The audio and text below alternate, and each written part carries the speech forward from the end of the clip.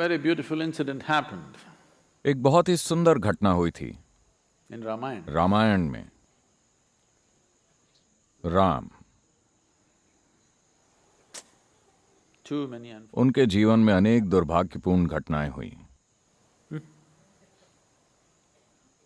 वो एक राजा हैं, किसी कारण से वो अपना राज्य गंवा देते हैं, या वो उसे त्याग देते हैं, या जैसा भी हुआ हो, या धोखा देकर उन्हें निकाल दिया गया, या वो इतने शालीन हैं कि उन्होंने विरोध नहीं किया and और वो जंगल में जाकर रहते हैं, कठिनाइयों से भरा जीवन जीते हैं। then इसके बाद रावण उनकी पत्नी का अपहरण कर लेता है and then और फिर having love for his wife, अपनी पत्नी के प्रति प्रेम, उनके खो जाने से हुई पीड़ा और उनके साथ क्या हो रहा है, इस चिंता के कारण वो दक्षिण भारत तक चलते हुए जाते हैं। तमिल लोगों की सेना इकट्ठा करते हैं।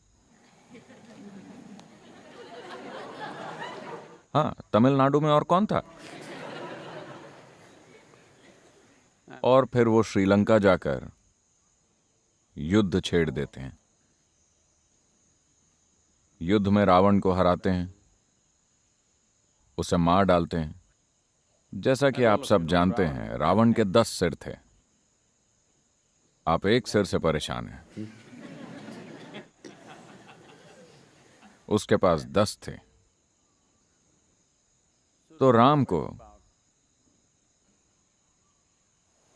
you know, 10 बार वध करना पड़ा ताकि उसे मारा जा सके। युद्ध में जीत हुई और वो अयोध्या वापस आ रहे हैं। to Ayodhya.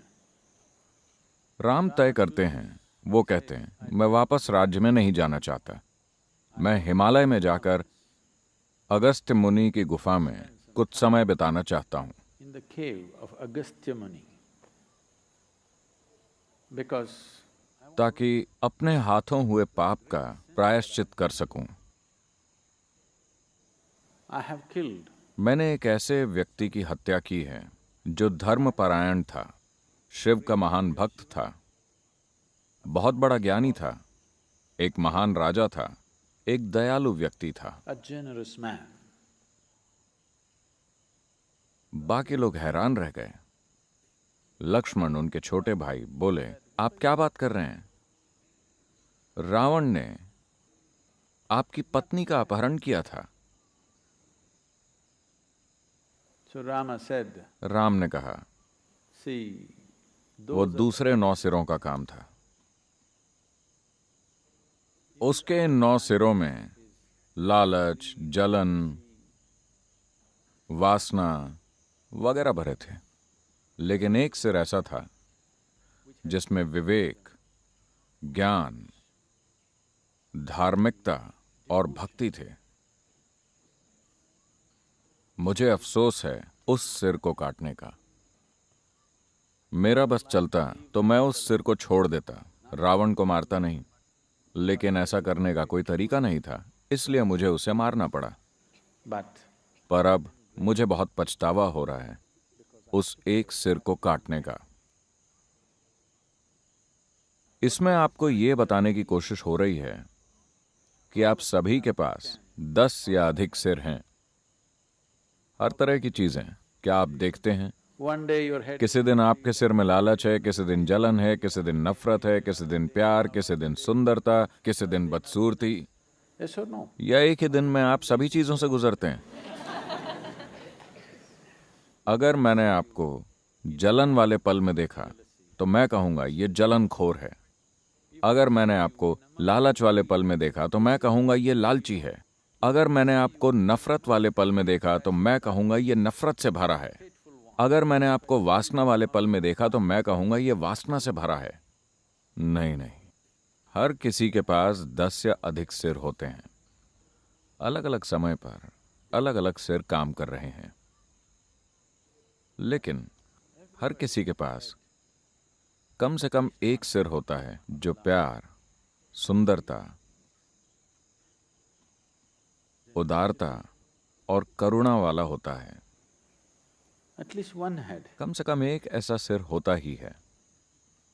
तो आप अपने जीवन में सबसे बड़ी भूल ये करते हैं कि किसी गुण को पहचानने और उसकी आलोचना करने की बजाय आप व्यक्ति की आलोचना करने लगते हैं। राम यही कहने की कोशिश कर रहे हैं। उसने बहुत सारी बुरी चीजें की, लेकिन कोई बात नहीं, वो उसके दूसरे 9 सिर थे। But that one, लेकिन उस एक सिर में मुझे बहुत सी संभावनाएं दिखी, लेकिन दुर्भाग्य से मुझे उसे काटना पड़ा। मैं चाहता हूं कि आप सभी इस बुनियादी नियम का पालन करें, आश्रम में या आप चाहें जहां कहीं भी हो। अगर आपको किसी में कुछ गलत दिखे तो हम केवल उस गलती की आलोचना करेंगे, उस व्यक्ति की नहीं। जब आप दूसरों के साथ ऐसा करेंगे तो आपके साथ भी ऐसा ही होगा। यह तय करने की कोई जरूरत नहीं है कि मैं ऐसा हूं, मैं वैसा हूं, या मैं तो ऐसा ही हूं। हाँ, कुछ पलों में आप वैसे रहे हैं, कुछ पलों में आप एक भयानक प्राणी रहे हैं, कुछ पलों में आप बहुत सुंदर रहे हैं, कुछ पलों में आप बदसूरत रहे हैं, कुछ पलों में आप कमाल के रहे हैं। अगर आप संभावना को मजबूत नहीं बनाते और उसे दूर नहीं करते जो आपकी संभावना में बाधा डालता है, तो आप आध्यात्मिक साधक नहीं हैं। वो अच्छी नहीं है, वो अच्छी नहीं है, वो अच्छा नहीं है, वो अच्छा नहीं है, वो अच्छा नहीं है, वो ठीक नहीं है। और यहां कुछ लोग हैं जिनसे आपका परिचय अभी नहीं हुआ है, वो सभी सुंदर हैं। you know. आप बस धारणाएं ही बनाते रहेंगे, वरना आप किसी को जितना ज्यादा जानते हैं, प्यार और करुणा उतनी ज्यादा होनी चाहिए, क्योंकि अब आप उनके संघर्षों और समस्याओं को जानते हैं और अचानक आपको पता चल जाता है कि वो भी उतने ही मानवीय हैं जितने कि आप हैं। Yes? राम एक ऐसे इंसान की हत्या के लिए प्रायश्चित कर रहे हैं जिसने उनकी पत्नी का अपहरण किया और बहुत से बुरे काम किए, लेकिन राम अब भी इस बात को पहचान रहे हैं, उसका एक सिर था जो बहुत सुंदर था, मुझे उसे नहीं काटना चाहिए था। यह इंसान बहुत बड़ा ज्ञानी है, इसीलिए उनकी पूजा की जाती है। हर समझदार व्यक्ति ऐसा ही होता है। एक गुलाब के पौधे को देखकर हम इसे गुलाब का पौधा कहते हैं। बताइए, उसमें गुलाब ज्यादा हैं या कांटे ज्यादा हैं? कांटे ज्यादा हैं, लेकिन फिर भी हम उसे गुलाब का पौधा कहते हैं क्योंकि हम सुंदरता को पहचानते हैं। शायद एक ही गुलाब है और हजारों कांटे हैं, लेकिन फिर भी हम उसे गुलाब का पौधा कहते हैं। अगर आप आम का पेड़ देखते हैं, उसमें आम अधिक हैं या पत्ते? बेशक पत्ते ही अधिक हैं। हम उसे पत्तों का पेड़ नहीं, आम का पेड़ कहते हैं, क्योंकि हम उससे टपकने वाली मिठास को पहचानते हैं। वो मिठास से भरी बूंदें, पत्तों से भरा पेड़, पर वो एक आम, वाह, आम का पेड़। हम लोगों में इसे क्यों नहीं देखते? अगर मिठास की एक भी बूंद हो, Have you seen क्या any आपने कोई ऐसा इंसान देखा है जिसमें मिठास की एक भी बूंद ना हो? देखा है आपने? तो कृपया ये करें। अपने आसपास के सभी लोगों में जिनके साथ आप रोज काम करते हैं, जिनके साथ आप रगड़ खाते रहते हैं, कंधे रगड़ना नहीं, आप समझ गए होंगे, Just do this. बस इतना कीजिए। वो सभी लोग, वो घटिया आदमी, ये बुरी औरत, देखिए कि क्या आप इनमें मिठास की उस एक बूंद को पहचान सकते हैं? क्योंकि अगर आप उसे नहीं पहचान सकते तो वो आपके भीतर भी प्रकट नहीं होगी। आपको ये जान लेना चाहिए।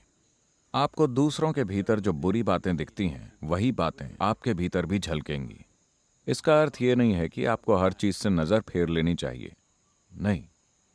We see the leaf. हम पेड़ पर पत्ते देखते हैं, गुलाब के पौधे में कांटे देखते हैं, लेकिन हम पहचान देते हैं फूल और फल को। हमें बस यही करना है। That's all we need to do.